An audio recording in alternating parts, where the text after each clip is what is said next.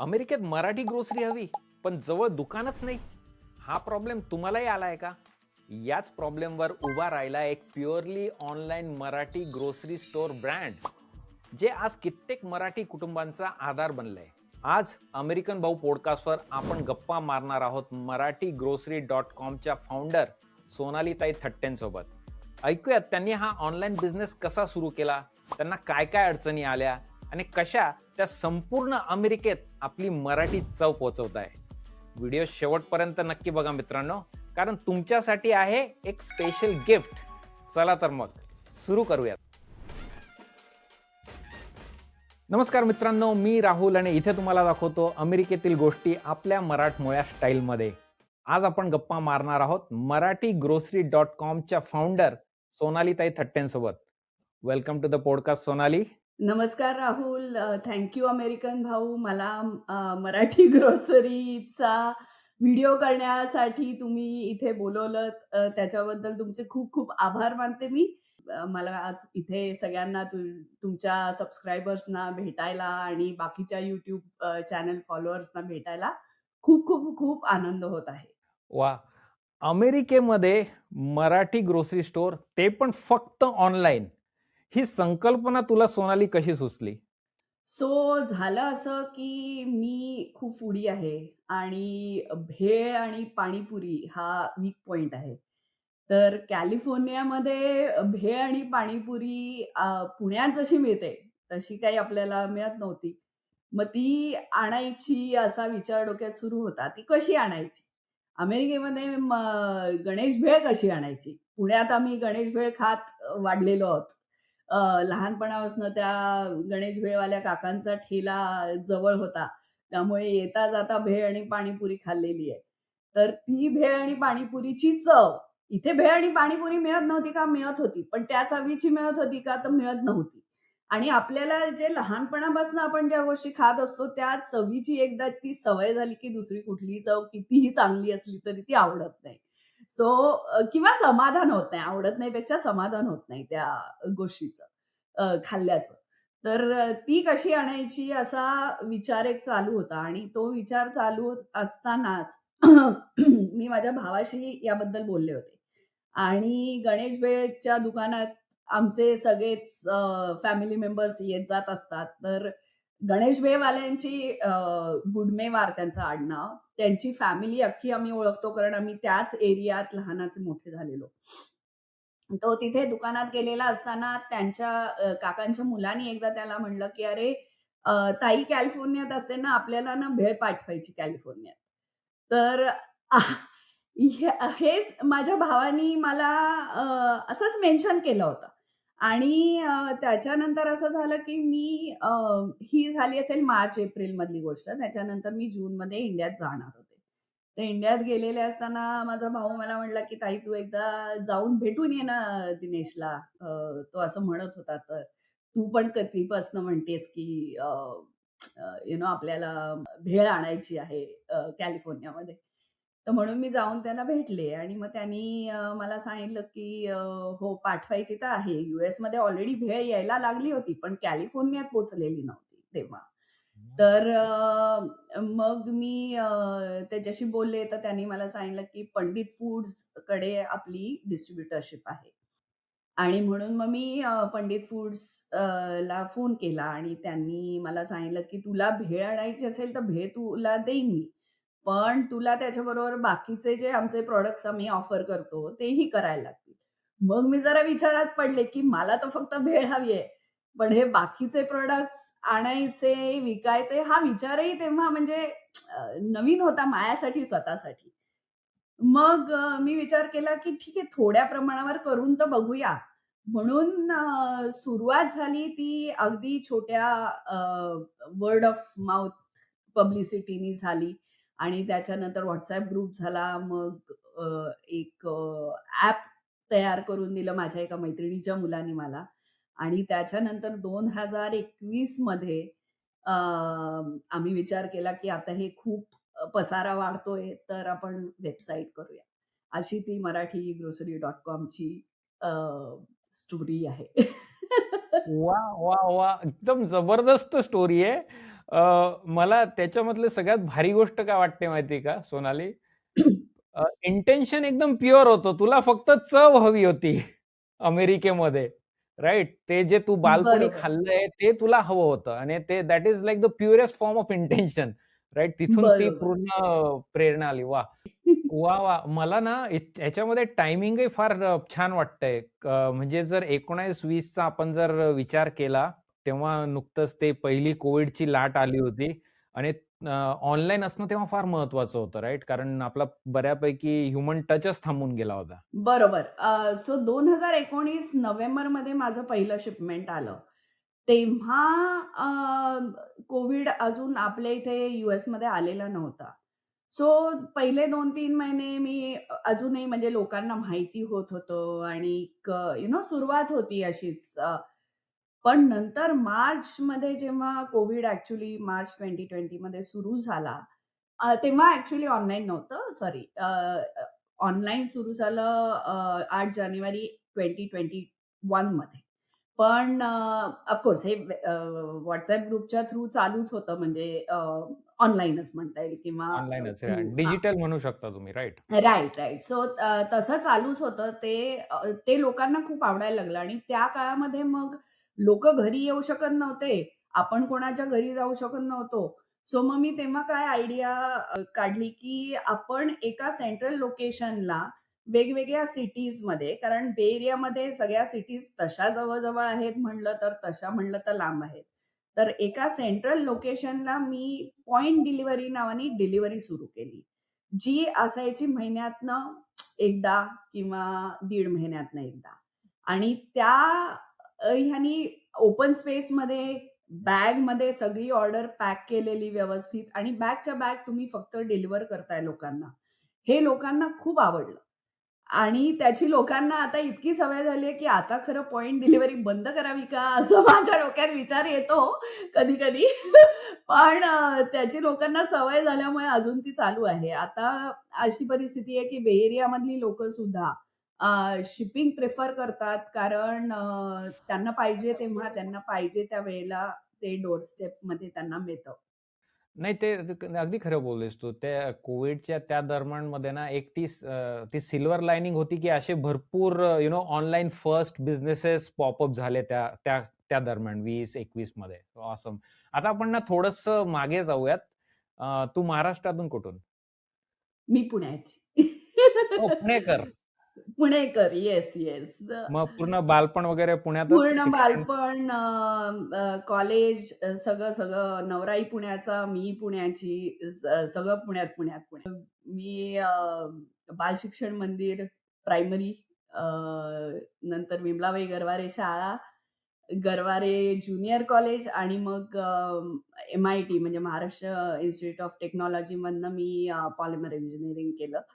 अमेरिकेत आल्यानंतर 2000 साली लग्न झालं. अमेरिकेत आल्यानंतर थोडी वर्ष H4 वर असल्यामुळे आधी काही करता आलं नाही. आणि हं. त्याच्यानंतर मी जॉब असा कधी पॉलिमर इंजिनिअरिंगमध्ये मी कधीच जॉब केला नाही. आणि कारण नंतर मला समहाऊ रिअल इस्टेटमध्ये इंटरेस्ट इथे आल्यानंतर निर्माण झाला. आम्ही आमचं पहिलं घर 2002 साली घेतलं. आणि तेव्हा थोडा अभ्यास केला त्याचा. तर त्याच्यामुळे तो इंटरेस्ट निर्माण झाला आणि मग 2005 साली मी रिअल इस्टेटचं लायसन्स घेतलं आणि गेली 20 वर्ष मी रिअल इस्टेट एजंट म्हणून पण काम करते आहे कॅलिफोर्नियामध्ये. पॉलिमर इंजिनिअरिंग ते रिअल इस्टेट, ते ते ऑनलाईन मराठी ग्रोसरी. ग्रोसरी. वाह! फारच म्हणजे फॅसिनेटिंग आर्क वाटतो तो मला. Very interesting. ऑनलाईन असं काही बिझनेस कधी केला होता का? म्हणजे ऑनलाईन पूर्ण वेबसाईट उघडून ग्रोसरी स्टोअर, ऑनलाईन फ्रंट सुरू करणं, it seems like a big undertaking, right? याच्या अगोदर तू काही ऑनलाईन स्वरूपाचे बिझनेस केले होते का? नाही. ही पहिलीच उडी आहे. वाह! अजिबातच केलेला नव्हता. खरंच काही माहिती नव्हतं. म्हणजे वेबसाईट डेव्हलप माझ्या नवऱ्याने केलेली आहे पूर्ण.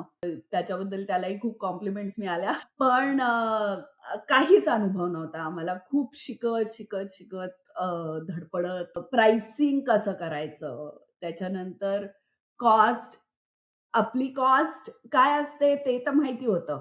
पण प्राइसिंग करताना त्याच्यात खूप गोष्टी ॲड होतात. म्हणजे ॲक्चुअल प्राइसिंग जेव्हा तुम्ही करता तेव्हा. तर ते आधी चुकलं आमचं प्राइसिंग.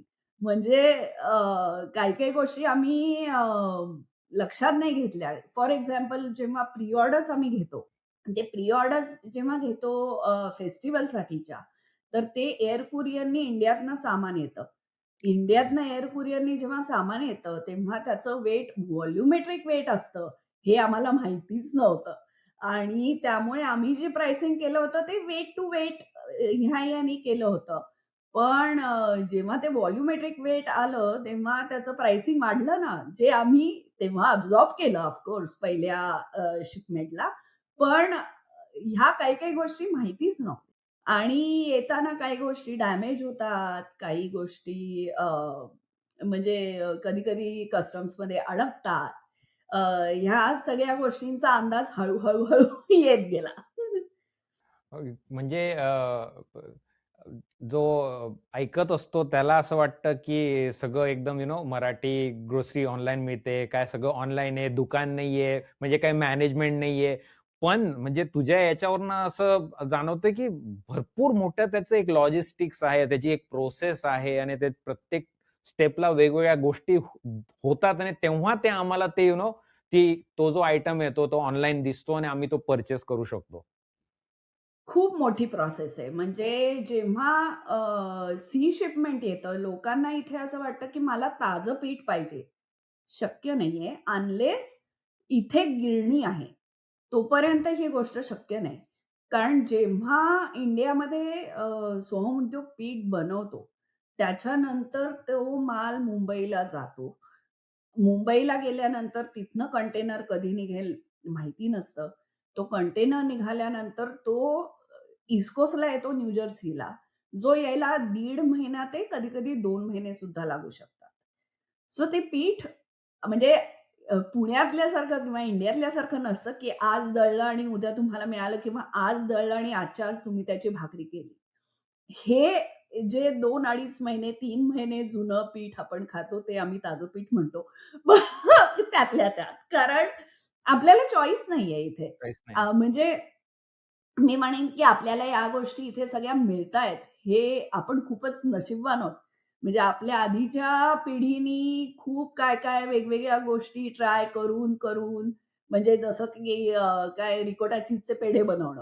आता इथे आपल्याला खवा रेडी मिळतोय. राइट? अशा काही-काही गोष्टी ज्या केल्या त्या आपल्याला करायला लागत नाहीयेत. त्यामुळे जेव्हा लोकं म्हणतात, की ताजं आहे का? ते ताजं एवढं मिळणं शक्यच नाहीये. कारण ही सगळी प्रोसेस होऊन त्याच्यानंतर ते माझ्याकडे येणार. मी त्याची इन्व्हेंटरी सगळी घेणार, इन्व्हेंटरी अपलोड करणार, त्याच्यानंतर तुम्ही ऑर्डर करणार. सो हे सगळं होईपर्यंत जवळ-जवळ 3.5 ते 4 महिने झालेले असतात.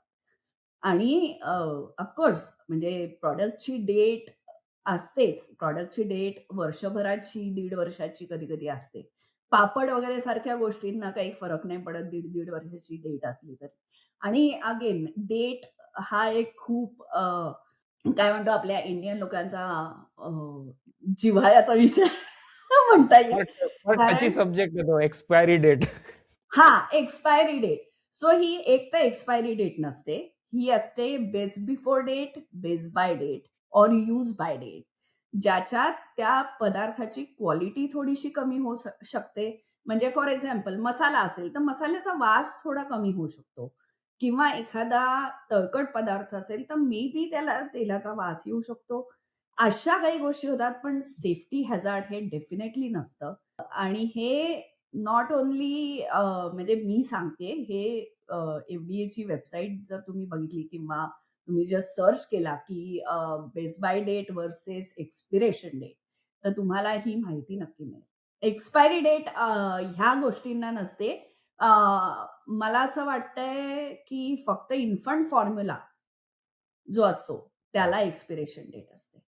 सो ही जी डेट आपण जी पॅकेजवर बघतो that is just like a recommendation best before, की याच्या अगोदर खाल्लं तर फ्रेशनेस थोडासा तुमचा इंटॅक्ट राहील आणि त्याच्यानंतर freshness, it still quality it has not expired, म्हणजे तुम्ही स्टिल नो. ते कन्झ्युम करू शकता.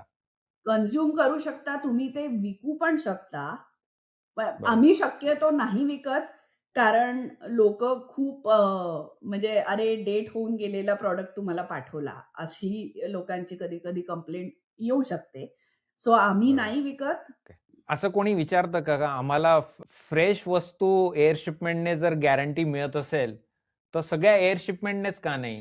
म्हणजे जहाजाने का पाठवतात? हो. जे लोकं जी गोष्ट सी शिपमेंटनी येऊन तुम्हाला $7-8 ला मिळते, ती गोष्ट एअर कुरिअरला तुम्ही जर $20 वगैरे द्यायला, $16-20 द्यायला तयार असाल, तर ती एअर कुरिअरनी आम्ही मागवून देऊ शकतो. म्हणजे बापरे! एवढा फरक पडतो 1 कॉस्टमध्ये किलो बिकॉज ऑफ ज्वारीचं दॅट. पीठ 1 किलो ज्वारीचं पीठ तुम्हाला जर $6-7 ला मिळत असेल, तर तेच एअर कुरिअरनी येताना $15 ते $16 त्याची किंमत होऊ शकते. तर त्याच्यामुळे जर म्हणजे आहेत असेही काही लोकं आहेत, की जे पैसे द्यायला तयार आहेत त्या क्वालिटीसाठी, पण सगळे स आपण सगळे लोकं तयार नसतात. सो बरोबर. त्याच्यामुळे sea shipment and not air courier. जेव्हा भारतातून माल इकडे येतो अमेरिकेमध्ये, तेव्हा काही विशिष्ट माल फक्त एअर शिपमेंटनेच येतो आणि काही तुमच्या जहाजानेच येतो असं काही असतं का? हो. सो आम्ही ज्या फेस्टिव्हलच्या प्री ऑर्डर्स किंवा आपण म्हणू पेरिशेबल आयटम्स जे असतात, मिठाया, पुरणपोळ्या, गुळपोळ्या, ज्याचं शेल्फ लाईफ खूप कमी असतं, की तुम्हाला 15 दिवसात गुळपोळी वगैरे सारख्या गोष्टी फार-फार तर 1 महिन्यात, या संपायलाच पाहिजेत. त्या गोष्टी सी शिपमेंटनी आणणंच शक्य नाहीये. कारण त्याची जर शेल्फ लाईफच 1 महिना असेल किंवा 2 महिने जरी असेल, तरी जर सी शिपमेंट इथे पोहोचायलाच 2-2, 2.5 महिने कधी-कधी लागतात. मागे ते सुएझ कॅनलचा गोंधळ झाला होता तेव्हा हो. तर लोकांची म्हणजे कंटेनर्स अडकले होते. तर त्या केसमध्ये ते शक्यच नाहीये म्हणजे आणणं. त्यामुळे त्या गोष्टी आपण एअर कुरिअरनी आणतो आणि अगेन दिवाळी वगैरे सारख्या गोष्टींसाठी म्हणजे फराळाचे पदार्थ म्हणा किंवा गुळपोळ्या, तिळगूळ या गोष्टी कशा आहेत, की त्या 12 महिने आपल्याला इथे मिळत नाहीत. स्पेसिफिकली त्या सणांसाठी खातो. तर त्या केसमध्ये मग लोकं थोडे एअर कुरिअर असलं आणि पैसे जास्ती असले तरी ते द्यायला तयार असतात. कारण एक तर क्वालिटी, फ्रेशनेस ह्या गोष्टी त्याच्यामध्ये येतात आणि of course the shelf life त्यामुळे. आणि ऑब्व्हियसली कुठेतरी जेव्हा शिप शिपने येतो, तेव्हा क्वांटिटी भरपूर येत असणार ॲज अपोज टू एअर? हो, हो. सो कंटेनर जेव्हा यूएसमध्ये येतो, तेव्हा तो फुल कंटेनर भरायला बरीच पॅलेट्स त्याच्यामध्ये येतात आणि त्याच्यामुळे ऑफ कोर्स कॉस्ट पण त्याच्यामुळेच कमी होते.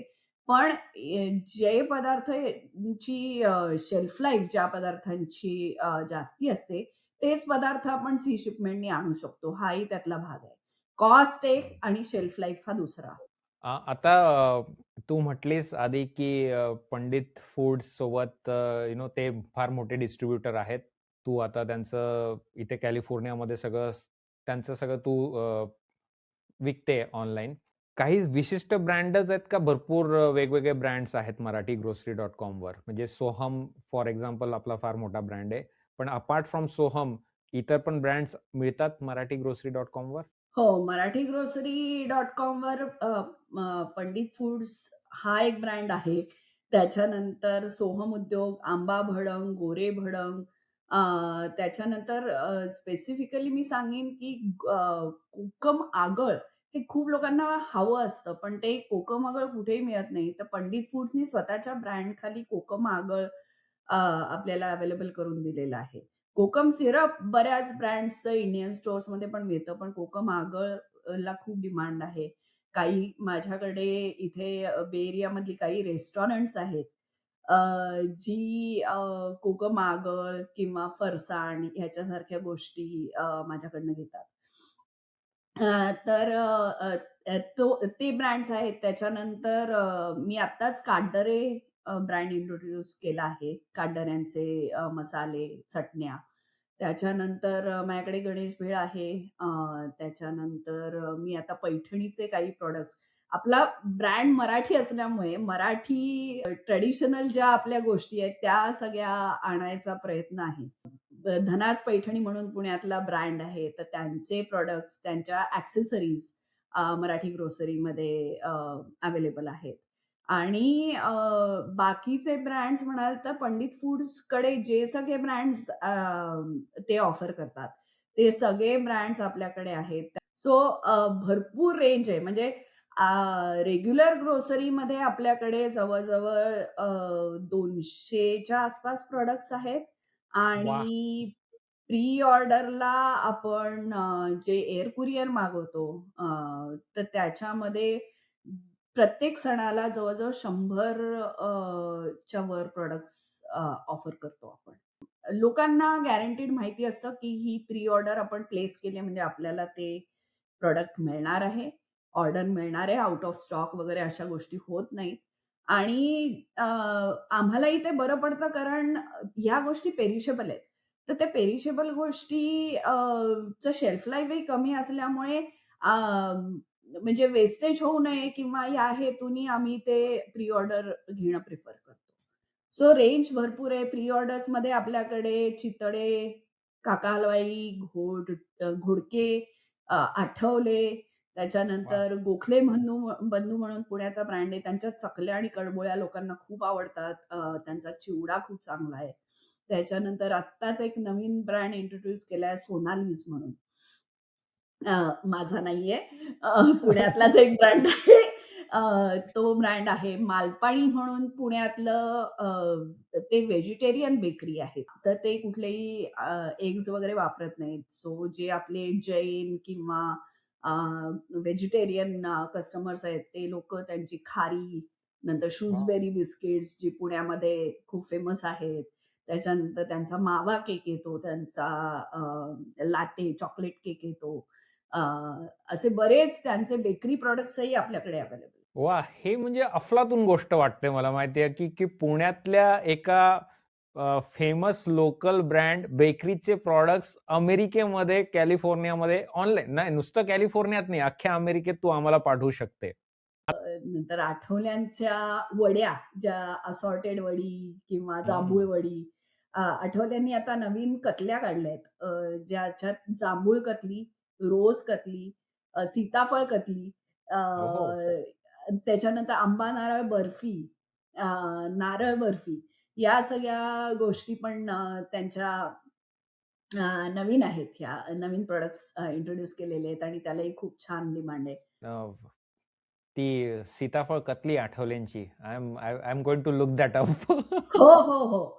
भरपूर म्हणजे खूप माझ्याकडनं आता अ, एका माझ्या कस्टमरनी 20 जांभूळ वड्या, 20 पॅकेट्स म्हणजे 20 पॅकेट्स जांभूळ वड्या आणि जांभूळ काजू कतली हो. असं घेतलं होतं.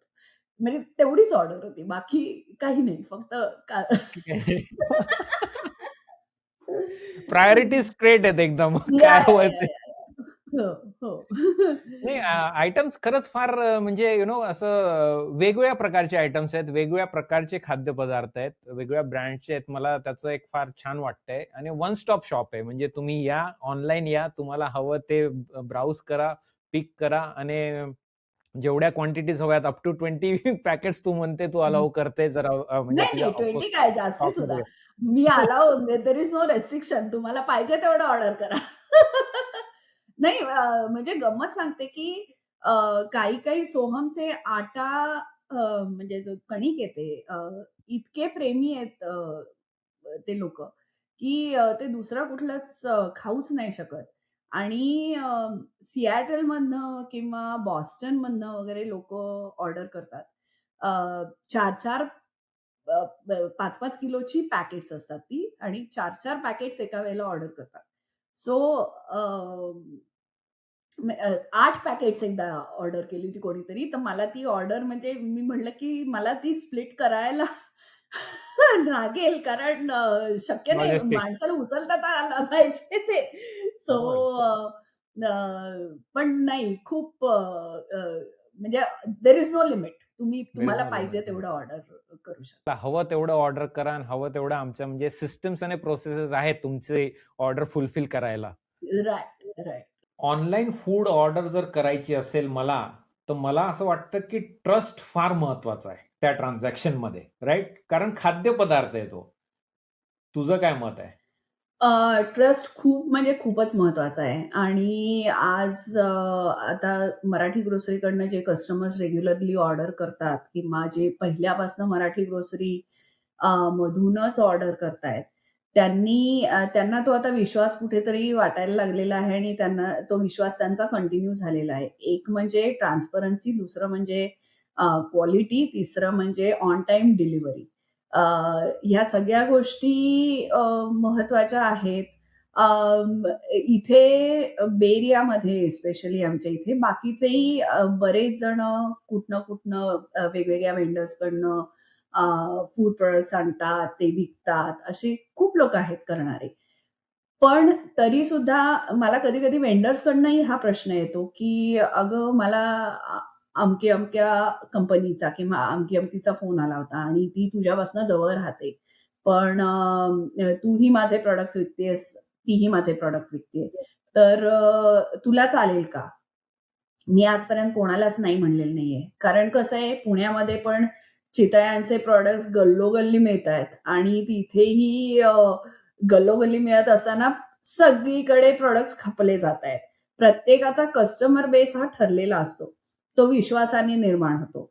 सो त्याच्यामुळे मला ही भीती किंवा ही धास्ती अशी कधीच नसते, की माझा कस्टमर माझ्याकडे न घेता दुसऱ्या कोणाकडे तरी जाऊन घेतोय. आणि घेतलं तरी मला त्याच्याबद्दल काहीच प्रॉब्लेम नाहीये. शेवटी कसं आहे, की ज्याचा माझ्यावर विश्वास आहे किंवा जो रिलेशनशिप जी आता एवढ्या वर्षांची बिल्ड झालेली आहे, त्या रिलेशनशिपवर हा बिझनेस चालू आहे आणि त्या ट्रस्टवर हा बिझनेस चालू आहे. त्यामुळे ट्रस्ट हा खूप महत्वाची गोष्ट आहे या बिझनेसमध्ये. लोकांना हाही विश्वास वाटला पाहिजे, की ही जे सांगतेय ते खरं आहे.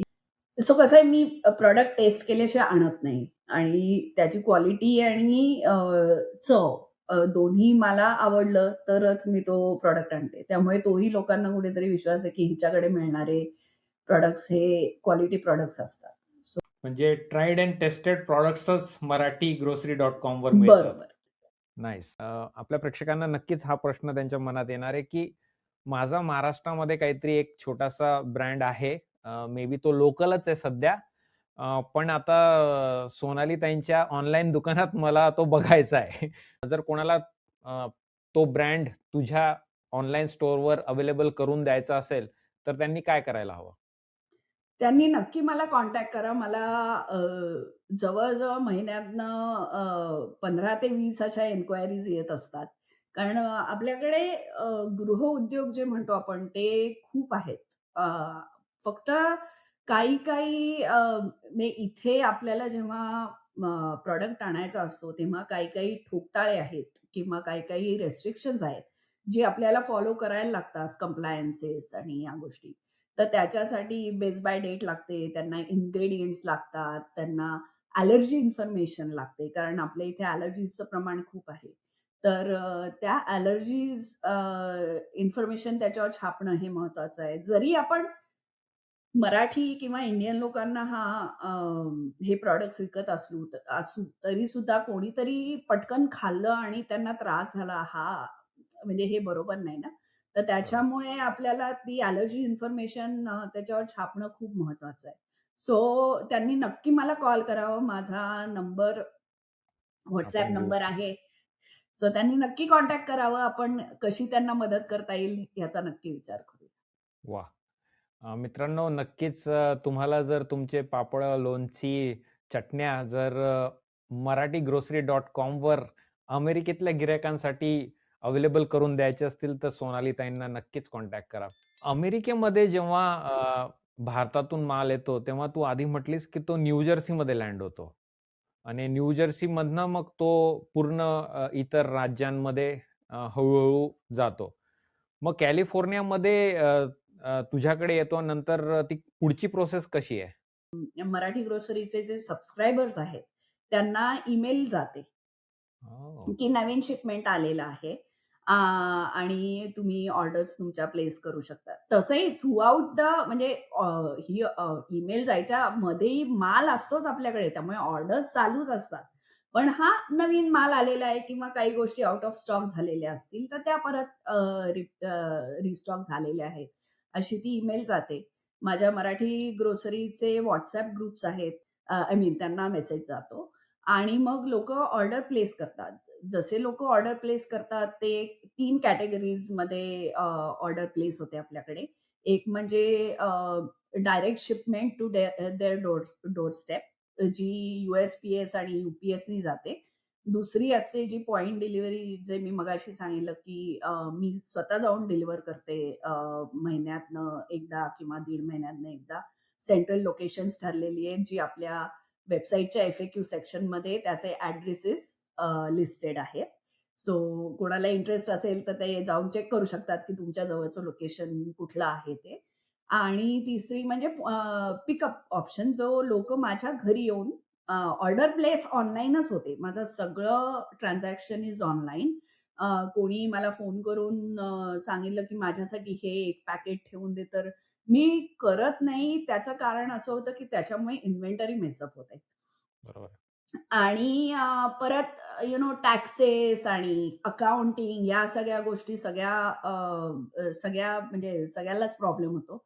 त्यामुळे मी लोकांना सांगते, की ठीक आहे, एक पॅकेट जरी तुम्हाला हवं असेल, तरी प्लीज ऑनलाईन ऑर्डर करा. सो त्याच्यानंतर जेव्हा ही शिपमेंटची ऑर्डर असते, तेव्हा ती ऑर्डर भरली जाते आणि लोकांना बॉक्समधनं शिपमेंट जातं. आणि त्याचा ट्रॅकिंग नंबर जातो जेव्हा ऑर्डर ती ड्रॉप केली जाते UPS किंवा USPSमध्ये, तेव्हा ते स्कॅन करतात ट्रॅकिंग नंबर आणि त्याचं ट्रॅकिंगची ईमेल लोकांना जाते आणि लोकं ती ऑर्डर ट्रॅक करू शकतात, की मला माझी ऑर्डर कधी मिळणार आहे. आणि त्याच्यात सुद्धा लोकांना वेगवेगळे ऑप्शन्स आहेत. म्हणजे UPS आणि प्रत्येक शिपिंग जेव्हा होतं, तेव्हा शिपिंग लोकांना चूज करताना चेकआउटच्या वेळेला ऑप्शन्स मिळतात तुम्हाला. तुम्हाला UPS हवाय का USPS हवाय? तुम्हाला 1 डे डिलिव्हरी हवी आहे का ग्राउंड डिलिव्हरी चालणार आहे का 3 डे डिलिव्हरी हवी आहे? ते तुम्ही तुमच्या प्रेफरन्सनुसार चूज करू शकता. आणि जे तुम्ही चूज केलं आहे त्याच मेथडनी आम्ही ते पाठवतो. कधीतरी असं होतं, की आम्हाला एखाद वेळेस प्रॉब्लेम झाला काही, तर आम्ही तरी पण कस्टमरच्या परमिशन शिवाय अ, UPS का USPS हा त्यांचा मेलिंग प्रेफरन्स चेंज करत नाही. ऑर्डर डिलिव्हरी झाल्यानंतरही त्यांना ईमेल जाते, की तुमची ऑर्डर इथे-इथे म्हणजे कधी-कधी काय होतं गेटेड कम्युनिटीज असतात. कधी-कधी बरोबर. अपार्टमेंट कॉम्प्लेक्सची ऑफिसेस असतात. तर तिथे कुठे डिलिव्हरी झाली आहे हेही त्या ह्याच्यात येतं, की परवाच एक डिलिव्हरी झाली ती पार्सल लॉकर मध्ये झाली. तर इट सेड, की पार्सल लॉकरमध्ये तुमची डिलिव्हरी झालेली आहे. मला फार जबरदस्त. मला असं वाटतंय, की म्हणजे Amazon सारखाच एक्सपिरियन्स तुम्ही प्रिटी मच आणून देताय कस्टमरला. बरोबर, बरोबर. कारण Amazonवरही ऑर्डर करताना तुम्ही तुमचं ते वन डे आहे का दुसरं आहे तुम्ही ऑप्शन चेंज आणि छान बरोबर, मला काय गोष्ट वाटली माहिती का? याच्यात ट्रान्सपरन्सी आहे. प्राईस बरोबर, दिसतीये मला, की मी एवढं पटकन हवं असेल मे बी एखादं आमचं काही फंक्शन आहे आणि मला आजच पीठ हवंय, तर मी वन डेमध्ये ऑर्डर कर. पण मे बी बरोबर, मला काही एवढी घाई नाही, तर मी आरामात आपलं तू जसं म्हटली, की ग्राउंड शिपिंग करू शकतो. बरोबर, बरोबर. मला ना तुमची वेबसाईट फार तू पण आधी बोललीस, पण एक छान तुम्ही ती डिझाइन केली आहे. तर त्याच्यासाठी कुठला प्लॅटफॉर्म वापरता तुम्ही? सो माझी वेबसाईट Shopifyवर आहे. Shopify प्लॅटफॉर्म आहे आणि खूपच म्हणजे स्मूथ आणि हे होतं काय म्हणतो आपण ईझी प्लॅटफॉर्म आहे तो वेबसाईट डेव्हलपमेंटसाठी सुद्धा आणि बॅकएंडचं आता जे काही मला गोष्टी करायला लागतात त्याच्यासाठी सुद्धा. आणि गुड थिंग इज Shopifyवर शॉप असल्यामुळे और वेबसाईट असल्यामुळे Shopify offers up to 40% discount in shipping. So UPS किंवा USPS च्या थ्रू जेव्हा लोकं शिपिंग ऑर्डर करतात, तेव्हा जर दुकानात ॲक्चुअली गेलं किंवा USPSला जाऊन जे त्यांना शिपिंग रेट पडेल, त्याच्यापेक्षा Shopifyमुळे त्यांना इथे डिस्काउंटेड रेट मिळतो. हा पण त्याचा एक खूप मोठा फायदा आहे. कारण म्हणजे त्यांचं ते डील झालेलं असेल Shopifyचं आणि हां, हां, USPSचं. हां, एवढे हां. बल्क ऑर्डर त्यांना मिळतात बरोबर, त्या Shopify बरोबर, प्लॅटफॉर्ममधून. बरोबर. कारण शिपिंग कसं ठरतं, तर लोकेशन काय आहे आणि ऑर्डरचं वेट काय आहे, याच्यावर शिपिंग ठरतं. लोकं मला विचारतात कधी-कधी फोन करून, "मला हे ऑर्डर करायचंय, शिपिंग किती आहे?" म्हटलं, "ते मी नाही सांगू शकत, कारण मला नाही माहिती, खरंच नाही माहिती. तुम्ही वेबसाईटवर जा, चेकआउट करताना तुम्हाला तिथे ऑप्शन्स दिसतील. कारण तुमच्या लोकेशनवर म्हणजे इथनं आता ते ईस्ट कोस्टला जाणार असेल, तर तुमचं शिपिंग वेगळं असणार. इथनं ते बे एरियात जाणार असेल, सेम वेटचं जरी ऑर्डर असेल, तरी ईस्ट कोस्ट व्हर्सेस बे एरिया शिपिंगमध्ये फरकच पडणार. बरोबर. पण तरी लोकांना त्याच्यात सुद्धा डिस्काउंट मिळतं. वाह! ऑनलाईन म्हणजे पूर्ण ई-कॉमर्स सेटअप असल्यामुळे भरपूर एक एक म्हणू शकतो की फायदे आहेत. फायदे प्रोसेस आहे. स्ट्रीमलाईन होऊन जाते. इव्हन कॉस्टमध्ये पण लोकांना म्हणजे गिरायकाला सुद्धा त्याचा फायदा आहे आणि तो तुम्ही फायदा आहे. ऑब्व्हियसली तुम्ही तो कॉस्ट पास ऑन करता. तो बेनिफिट पास ऑन बरोबर, करता. बरोबर, बरोबर. आणि अजून एक छान गोष्ट मला म्हणजे आपल्या व्ह्युअर्ससाठी तो एक काय म्हणतात छान टिप सांगितली आहे सोनालीने. तुम्ही जर सबस्क्राईब कराल marathiggrocery.comला तर तुम्हाला ती ईमेल येईल जेव्हा पण नवीन शिपमेंट येईल. त्याच्यामुळे फ्रेश माल आला की तुम्हाला लगेच कळणार आहे. बरोबर. आणि same thing with pre orders. Pre orders मी जेव्हा ओपन करते, तेव्हा प्री ऑर्डर्स ओपन झाल्याची ईमेल जाते. प्री ऑर्डर्स क्लोज होणार आहेत त्याच्या आधी 3-4 दिवस ईमेल जाते, की जर तुम्हाला करायची असेल तर प्लीज करा. कारण एकदा मी प्री ऑर्डर्स क्लोज केल्या, की कसं आहे ना, प्री ऑर्डर्सची पण एक प्रोसेस आहे. तर हं. त्याच्यामुळे आपण शक्यतो आता 19 मार्चला मी आत्ताच बघितलं गुढीपाडवा आहे. तर 19 मार्चला गुढीपाडवा असेल, तर माझ्या प्री ऑर्डर सुरू होणार फेब्रुवारीच्या पहिल्या आठवड्यात. इतक्या लवकर का? हा जर प्रश्न असेल, तर मी 15 दिवस प्री ऑर्डर्स लोकांकडनं घेणार. लोकांना 15 दिवसाचा वेळ देणार, की तुम्ही प्री ऑर्डर्स प्लेस करा. त्याच्यानंतर मी त्या कन्सॉलिडेट करणार आणि माझ्या कुरिअर जो माझा पाळंदे कुरिअर्स आहे माझा पार्टनर, काय म्हणतो कुरिअर पार्टनर. तर त्यांच्याकडे ती ऑर्डर जाते. ते सगळ्या वेंडर्सना ज्या वेंडर्सकडनं माझे प्रॉडक्ट्स येणार आहेत, त्यांना सगळ्यांना ते नोटिफाय करतात, की ही ऑर्डर आपल्याला इतके दिवसात पाठवायची आहे. सो काही म्हणजे आता चितळे वगैरे सोडा त्यांचे प्रॉडक्ट्स युज्युअली तयार असतात. पण काही जे गोखले बंधू म्हणा किंवा सोनालीज म्हणा, यांचे प्रॉडक्ट्स मी ऑर्डर प्लेस केल्यानंतर किंवा सकस म्हणा फॉर गुळपोळी, खवापोळी, ते त्याच्यानंतर ते बनवतात. सो त्यांना तो 3-4 दिवसाचा वेळ लागतो, की त्यांची पण बाकीच्या ऑर्डर्स आणि या सगळ्या गोष्टी असतात. त्याच्यामधनं 3-4 दिवसात ते माझी ऑर्डर तयार करतात आणि मग ती कन्सॉलिडेट घेऊन इथे यायला मी एक 8 दिवसाचा वेळ तरी ठेवते हातामध्ये. कधी-कधी कारण ते पार्सल कुठून येतंय याच्यावर खूप अवलंबून असतं. कधी-कधी ते रीराउट होत बेल्जियम, मग इटली, मग यूएस असं फिरत येतं. कधी-कधी डायरेक्ट लंडनहून यूएस असं येतं. सो तो वेळ त्याला द्यावा लागतो आणि इथे माझ्या हातात आल्यानंतर परत सगळी ऑर्डर व्हेरिफाय करून, ती शिप करून लोकांना आजपर्यंत मे बी एखाद्या वेळेला झालं असेल, मला कोणीच आजपर्यंत सांगितलं नाही, की आमची ऑर्डर लेट आली. म्हणजे वाह! सण होऊन गेला आणि आमची ऑर्डर आली, असं झालेलं नाहीये आत्तापर्यंत. झालं असेल तर एखादं कोणाचं तरी झालं असेल.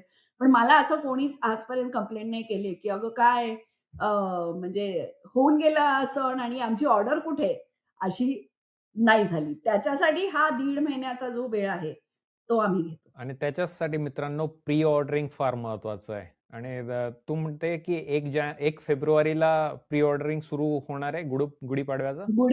होळी आणि गुढीपाडवा म्हणजे होळी, गुढीपाडवा आम्ही युज्युअली कंबाईन करतो कारण खूप मध्ये वेळ नसतो त्याला. तर त्याच्यामुळे त्याच्या 1 फेब्रुवारीला साधारण प्लॅन आहे माझा 1 किंवा 2 फेब्रुवारीला ऑर्डर्स सुरू होतील प्री ऑर्डर्स आणि त्या 15 फेब्रुवारीला संपतील.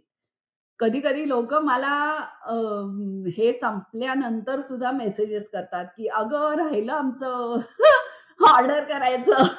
तू करू शकतेस का अजून?" मी चेक करून सांगते लोकांना, की मी करू शकते की नाही. कारण अगेन तिथल्या लोकांना पण आपल्याला वेळ द्यावा लागतो. तो वेळ इनफ आहे की नाही. कारण अगदी लगेच दुसऱ्या दिवशी कोणी मला सकाळी कॉल केला प्री ऑर्डर्स बंद झाल्यानंतर, तर मी कधी-कधी अकोमोडेट करू शकते. पण 2-3 दिवसांनी तुम्ही जर मला सांगाल, तर तोपर्यंत कधी-कधी माझं पार्सल निघालेलं पण असतं तिथनं. त्यामुळे ते मग अवघड होतात अशा गोष्टी करणं. सो जेव्हा प्री ऑर्डरसाठी मी marathi-grocery.com वर जाईल ऑनलाईन, तर त्याचा काही वेगळा मेनू वगैरे असतो का? की वेगळा सेक्शन आहे का वेबसाईटवर? हो. प्रत्येक प्री ऑर्डरचं वेगळं कलेक्शन असतं आपलं. आणि त्याची लिंक मी नेहमी ईमेलमध्ये सेपरेटली देत असते. मराठी ग्रोसरीच्या वेबसाईटवर गेल्यावर होम पेजवर तुम्हाला ते संक्रांत प्री ऑर्डर्स किंवा दिवाळी प्री ऑर्डर्स किंवा गुढीपाडवा प्री ऑर्डर्स अशा ह्याच्यावर तुम्ही क्लिक केलं, की तुम्हाला ते सगळे प्री ऑर्डरचे जे आयटम्स असतील, ते एकाच कलेक्शनमध्ये दिसतात. आणि प्री ऑर्डर केल्यानंतर ऑब्व्हियसली मला त्याचं कन्फर्मेशन वगैरे ईमेल ती सगळी प्रोसेस मग होतच असेल हो, पुढे, राइट? हो, हो.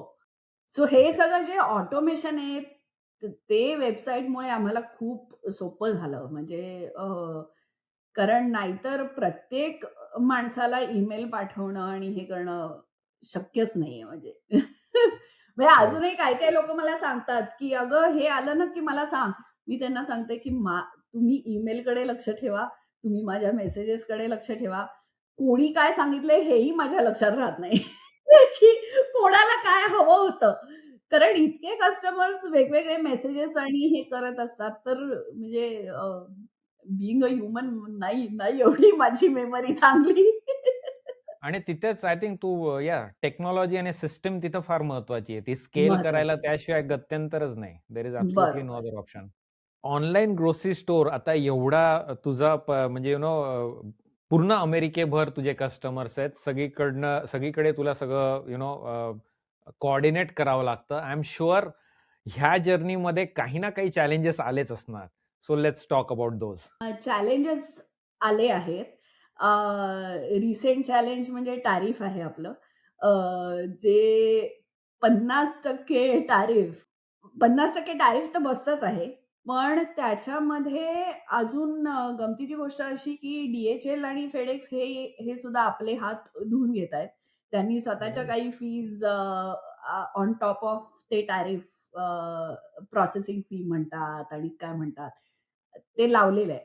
सो आमची कॉस्ट वाढली. जी cost gets eventually passed on to the clients or customers. त्याच्यामुळे त्यांचीही कॉस्ट वाढली आहे. पण आमचाही इलाज नाहीये. म्हणजे आम्ही ती कॉस्ट नाही अब्सॉर्ब करू शकत आहोत. सो ती कॉस्ट वाढलेली आहे किंवा प्राइसिंग वाढलेलं आहे. दुसरं चॅलेंज शिपिंगमध्ये कधी-कधी असं येतं. मध्ये माझ्याच एका कस्टमरच्या बाबतीत असं झालं. UPSनी त्यांनी मागवलं होतं पार्सल. पार्सल गेलं, ते डिलिव्हर झालेलं मलाही दिसत नव्हतं, त्यांनाही ते मिळालं नाही. त्यांनी मला 1 आठवड्याभराने ईमेल केली, की "अगं मला ना पार्सल मिळालं नाहीये." तर मी म्हटलं, की "मी पण ते बघतीये." कारण मी ट्रॅक करत असते. मला ते डिलिव्हर झालेलं कळत असतं. तर झालं असं होतं, की UPSचा अख्खा ट्रकच्या ट्रक ॲक्सिडेंट झाला. त्याच्यामध्ये त्यांची सगळी पार्सल्स ऑफ कोर्स डिस्ट्रॉय करायला लागली त्यांना.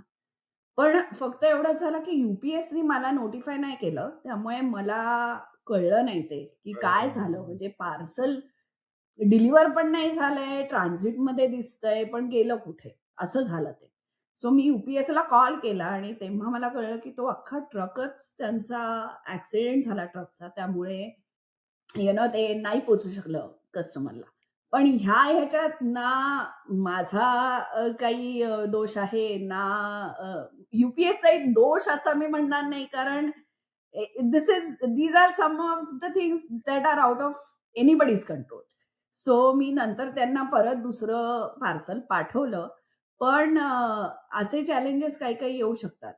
म्हणजे कारण प्रोसेस एवढी एलॅबोरेट आहे. There are so many moving pieces, right?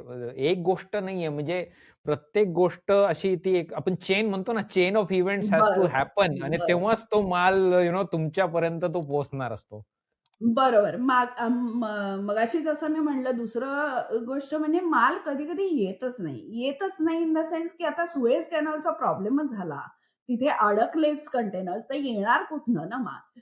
So म्हणजे काही-काही गोष्टी आपल्या हातातच नसतात, ज्याच्यावर आपला काही कंट्रोलच नसतो. तर त्यामुळे तेव्हा थोडा पेशन्स ठेवायला लागतो.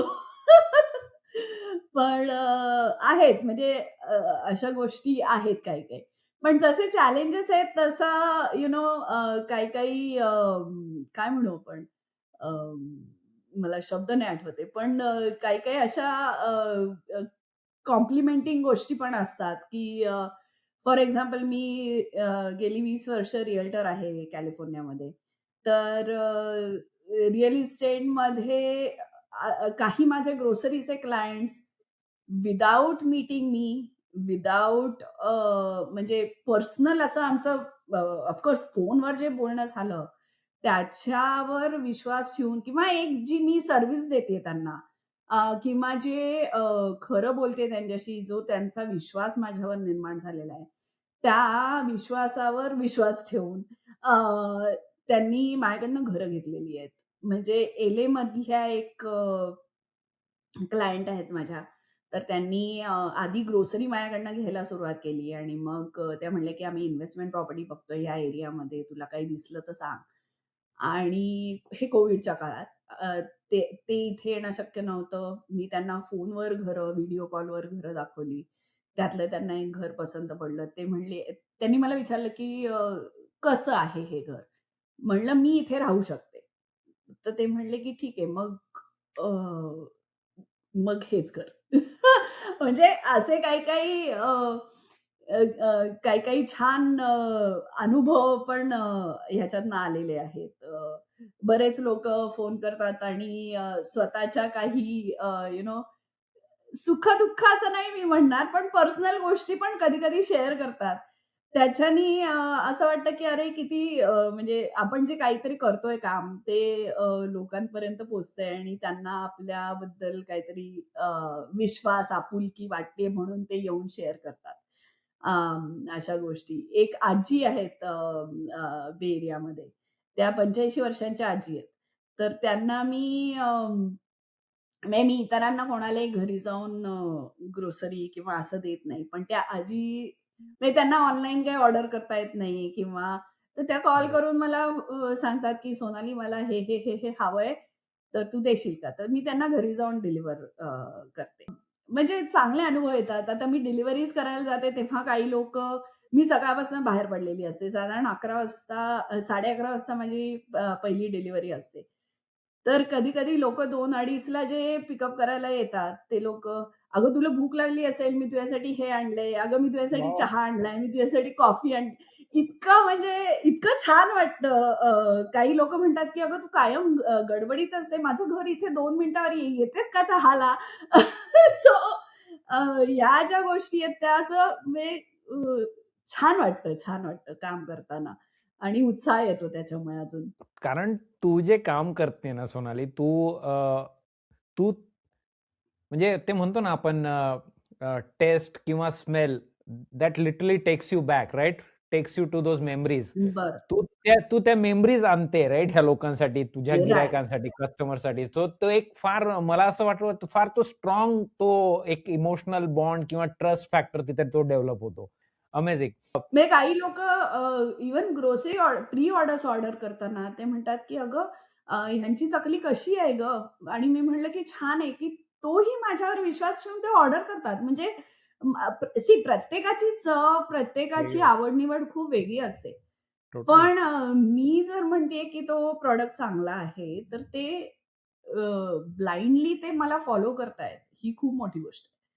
येस, म्हणजे तू एक छान तो ट्रस्ट डेव्हलप केलाय. तो असाच येत नाही तो ट्रस्ट ट्रस्ट तो तो त्याच्यावर काम करावं लागतं आणि तू तो बरं. ऑब्व्हियसली तू छान एक मस्त प्रकारे डेव्हलप केलाय. तू आधी थोडंसं बोललीस, की तू आणि तुझा नवरा टेक्नॉलॉजी साइड सगळं तुम्हीच बघता, राइट? वेबसाईट त्याने पूर्ण डेव्हलप केली आहे. ऑब्व्हियसली तू पूर्ण आता बॅकएंड बघते. तुम्ही अपार्ट फ्रॉम तुमचं WhatsApp आणि ऑब्व्हियसली वेबसाईट, मार्केटिंगसाठी डिजिटल मार्केटिंगचा काही वापर करता का सोशल मीडियावर? मी कधी-कधी Facebookवर वगैरे ॲड्स प्री ऑर्डर्सच्या वगैरे करते. पण खरं सांगायचं तर नाही. जी काय जी काय ग्रोथ चालू आहे ती म्हणजे माउथ ऑर्गॅनिक. पब्लिसिटी हां, ऑर्गॅनिक माउथ पब्लिसिटी. अरे, मला हिनी सांगितलं, मला माझ्या मैत्रिणीने सांगितलं.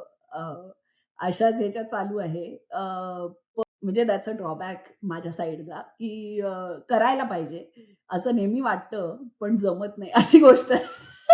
येस. Yes, yes. नाही आपण आणि तिथेच अमेरिकन भाऊ डेफिनेटली काही ना काही we can partner up and collaborate on that. मला आता अजून एक प्रश्न होता. तू आधी म्हटलीस, की अख्ख्या नॉर्थ अमेरिकेमध्ये all 50 states delivery? All 50 sets. कसं आहे ना, म्हणजे मी नेहमी म्हणते, की ईस्ट कोस्ट आणि वेस्ट कोस्टचे लोकं ना खूप पॅम्पर्ड आहेत किंवा खूपच आपण नशीबवान आहोत, की आपल्याला खूप गोष्टी खूप इझिली मिळतात. बरोबर. खूप रेस्टॉरंट्स असतात, खूप अवेलेबिलिटी असते. अ, 4 मराठी रेस्टॉरंट्स आहेत, 5 फूड ट्रक आहे. सो अशा गोष्टी खूप आहेत. मिडवेस्टमध्ये किंवा अलाबामा वगैरे सारख्या ठिकाणी इंडियन ग्रोसरी स्टोअर्स कमी, त्यातनं मराठी गोष्टी मिळणं हे तर फारच अवघड आहे. बरोबर. सो अशा लोकांपर्यंत मला पोहोचता येतंय. अशा लोकांना मराठी ग्रोसरीच्या थ्रू त्यांना हव्या त्या मराठी गोष्टी मागवता येतायत आणि त्यांना वापरता येतायत. अ, ह्याचा खूप आनंद आहे. कारण म्हणजे काय म्हणतो आपण कानाकोपऱ्यात ऑनलाईन असल्यामुळे अगदी. कानाकोपऱ्यात तुम्ही पोहोचू शकता. अ, असं नाही होत, की फक्त मेट्रो सिटीजमध्येच किंवा दोन्ही कोस्टलाच खूप अवेलेबिलिटी आहे. तो एक दुसरा हेतू होता, की फिजिकल स्टोअरला ती लिमिटेशन्स येतात. व्हर्सेस ऑनलाईन स्टोअरला ही येत नाहीत. आणि अगेन मला फ्लेक्सिबिलिटी मिळते, लोकांना फ्लेक्सिबिलिटी मिळते. रात्री 1-1 वाजता म्हणजे मी कधी-कधी रात्री 10 वाजता इन्व्हेंटरी अपडेट करते. लोकं 1-1 रात्री वाजेपर्यंत ऑर्डर्स प्लेस करत असतात. शिकागोचे वगैरे. म्हणजे मला कधी-कधी वाटतं, की अरे झोपा, उद्या सकाळी केलं तरी चालेल. पण नाही असं करतात. सो तो एक म्हणजे फायदा आहे असं मी गुड. आणि म्हणेन. त्याच्यावरनं पुढचा प्रश्न असा आहे, की मराठी ग्रोसरी डॉट कॉमचे पुढचे प्लॅन काय आहेत? अजून नवीन आयटम्स ॲड होणार आहेत, नवीन डिस्ट्रिब्युटर्स ॲड होणार आहेत, मे बी अजून काही रिहॉल किंवा काही विचार करतीये का तू? सो मला एक 2-3 गोष्टी डोक्यात आहेत. एक म्हणजे मार्केटिंग जरा सुधारायचं आहे. तो एक गोल आहे. दुसरं म्हणजे अजून नवीन काही प्रॉडक्ट्स असतील. आता कसं झालंय हेल्दी खाण्याकडे लोकांचा खूप कल आहे. बरोबर. मिलेट्स, तळलेल्या गोष्टी कमी करणं आणि एअर फ्राईड गोष्टी खाणं किंवा ग्लुटेन कमी अ, किंवा ग्लुटेन नाही. अशा गोष्टींकडे खूप कल आहे आणि इंडियामध्ये पण त्या गोष्टी वाढतायत. त्याचे मॅन्युफॅक्चरर्स वाढतायत किंवा त्याचे अ, अ, हे प्रॉडक्ट्स अवेलेबल म्हणजे काय म्हणतो मॅन्युफॅक्चरर्स वाढतायत. सो त्या केसमध्ये तो एक सेक्टर अजून थोडा एक्सप्लोर करायचा म्हणजे प्लॅन आहे. पण त्याच्यासाठी अजून थोडा वेळ लागेल कारण प्रत्येक गोष्टीचं टेस्टिंग पण म्हणजे बरोबर. आपल्यालाही ती गोष्ट स्वतःला आवडायला पाहिजे तरच तुम्ही ती विकू शकता. आणि दुसरं म्हणजे दिवाळी किंवा मेनली दिवाळी किंवा ख्रिसमसच्या वेळेला कॉर्पोरेट गिफ्टिंग किंवा त्याच्यामध्ये काही मराठी प्रॉडक्ट्स आपल्याला इन्क्लूड करता येतील का? वाह! असा एक विचार आहे. सो असे काही-काही प्लॅन्स आहेत डोक्यात. तर बघूया कसं होतं ते. आता थोडासा ट्रिकी प्रश्न विचारणार आहे मी तुला. तुला हं. अ, रिअल इस्टेटचं काम करायला जास्त आवडतं का मराठी ग्रोसरीचं काम करायला जास्त आवडतं? मला दोन्ही आवडतं. म्हणजे लोकांना भेटायला आणि बोलायलाच खूप आवडतं. त्यामुळे बीट रिअल इस्टेट और बीट मराठी ग्रोसरी. म्हणजे गमतीचा भाग असा माझ्या सासूबाई एकदा म्हणल्या होत्या पूर्वी, की "तू निवारा देते आहेस. मग मी मराठी ग्रोसरी सुरू केली तेव्हा त्या म्हणल्या, की "तू आता अन्नही देतेस. आता वस्त्रच उरलंय." सो वस्त्र आता कव्हर झालंय कारण मराठी ग्रोसरीच्या थ्रू पैठणी पैठणीच्या गोष्टी आपण आणतोय. त्यामुळे थोडासा तिथे पण आपण टच केलेला आहे. पण गमतीचा भाग आहे हा. पण अन्न, वस्त्र, निवारा आता आपण देतोय. सो आवडतं मला खरंच आवडतं. मला आत्ता आत्ता असं म्हणजे सोनाली थट्टे सर्व्हिंग युअर अन्न वस्त्र निवारा all all those needs right. एक तो छान पर्सनल ब्रँड करू शकतो आपण. Personal brand. Yes, yes. वा very nice. As a woman entrepreneur doing दोन वेगवेगळ्या प्रकारचे बिझनेस, जर आपल्या प्रेक्षकांमध्ये कोणी असेल आणि तुझ्या स्टोरीने ते आता प्रेरित झाले आहेत आणि त्यांना पण मे बी स्वतःचं काहीतरी करावंसं वाटतंय, राईट, ॲज अ वुमन, तर तू काही सजेशन्स देऊ शकते? बापरे! सजेशन्स म्हणजे रिस्क ह्या ह्यानी वाटत असेल किंवा वुमन एंटरप्रेन्योर म्हणून वाटत असेल तर आज म्हणजे आजचं जग असं नाहीये की वुमन एंटरप्रेन्योर्स नाहीयेत. अ, पण definitely family support is very important. म्हणजे सुरुवात केली तेव्हा माझ्या मुलीसुद्धा मला हेल्प करायच्या. तर त्या म्हणजे धाकटी मुलगी तर तेव्हा घरी होती तर तिला म्हणजे माझ्या कस्टमर्सची नावं वगैरे पाठ झाली होती. हिची ऑर्डर खूप दिवसात आली नाही वगैरे असं इतकं ती बोलायची. सो म्हणजे असं रिस्क घ्यायची असेल तर रिस्क घ्या. फॅमिलीचा सपोर्ट खूप इम्पोर्टंट आहे आणि म्हणजे मला असं नाही वाटत, की वुमन एंटरप्रेन्योर आहे म्हणून म्हणजे यू शुड थिंक ट्वाइस. सगळ्यांनीच काही ना काहीतरी आपल्यासाठी केलं पाहिजे आणि फायनान्शियल इंडिपेंडन्स हा खूप महत्वाचा आहे. नाईस. आणि अजून एक पॉइंट ॲड करीन मी. फायनान्शियल इंडिपेंडन्स बरोबर फायनान्शियल लिटरसी पण खूप महत्वाची आहे, म्हणजे जी जी मी पण जास्ती आधी इन्व्हॉल्व नव्हते त्याच्यात. पण माझ्या नवऱ्याने खूप मला पुश करून इन्कम मधलं किती आपण इन्व्हेस्ट करतोय, किती खर्च करतोय आणि कुठे करतोय, हे सगळं माहिती पाहिजे. हे मला त्यांनी खूप म्हणजे इन्स्पायर केलं ते माहिती करून घ्यायला. या. सो तेही मी बरोबर. सांगेन, की नुसता इंडिपेंडन्स नको, फायनान्शियल लिटरसी पण पाहिजे. ओके. तर आता आपला गुढीपाडवा येतोय. आपल्यासाठी फार महत्वाचा सण आहे, मराठी लोकांसाठी. तर त्याच्यात तू प्री ऑर्डर्स म्हटली 1 तारखेपासून सुरू होत आहेत, 1 फेब्रुवारीपासून. आपल्या प्रेक्षकांसाठी काही खास ऑफर? हो. आपल्या अमेरिकन भाऊच्या सगळ्या प्रेक्षकांना मराठी ग्रोसरी वेबसाईटवर एक तर सबस्क्राईब करा आणि त्यांना भाऊ BHAU हा कोड वापरल्यानंतर त्यांना 10% डिस्काउंट मिळेल पूर्ण ऑर्डरवर. आणि ही ऑफर जवळ-जवळ पुढचे 3 महिने तरी व्हॅलिड आहे. सो त्याचा सगळ्यांनी जास्तीत जास्त फायदा करून घ्यावा. marathiggrocery.com आणि चेकआउट करताना कोड वापरा भाऊ. मित्रांनो, marathiggrocery.com याची लिंक वगैरे सगळ्या गोष्टी मी खाली डिस्क्रिप्शनमध्ये पण देणार आहे. तर ताईंनी सांगितल्याप्रमाणे BHAU हा डिस्काउंट कोड जर तुम्ही वापरला तर तुमच्या टोटल जी अमाउंट असेल त्याच्यावर तुम्हाला 10% डिस्काउंट मिळणार आहे, जे काही तुम्ही ऑर्डर करणार त्याच्यावर.